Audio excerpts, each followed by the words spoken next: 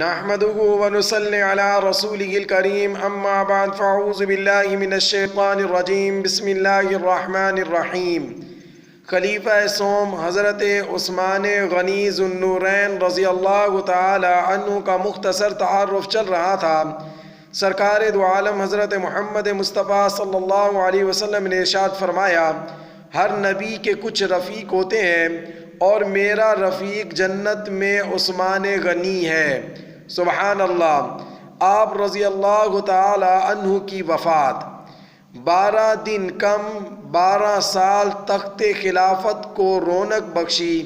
بالآخر 18 ذی الحجہ کو 35 ہجری کو بڑی مظلومیت کے ساتھ باغیوں کے ہاتھوں آپ شہید کیے گئے۔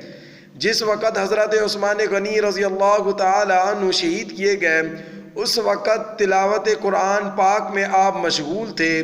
ان کا خون جو بہا تو قرآن مجید کی اس آیت پر گرا، فَسَيَكْفِيكَهُمُ اللَّهُ وَهُوَ السَّمِيعُ الْعَلِيمُ۔ یہ سورۃ البقرہ کی آیت نمبر 137 ہے۔ اور دیکھیں وہ قرآن مجید اب تک مدینہ منورہ میں محفوظ ہے۔ اب دیکھیں ہر ایک کی شہادت کی گواہی کوئی نہ کوئی چیز دے گی۔ حضرت عثمان غنی رضی اللہ تعالی عنہ وہ شان رکھنے والے صحابی رسول ہیں کہ آپ کی شہادت کی گواہی اللہ کا کلام پاک دے گا۔ سبحان اللہ۔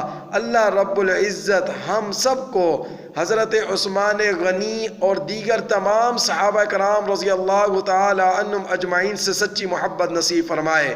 وآخر دعوانا ان الحمد للہ رب العالمین۔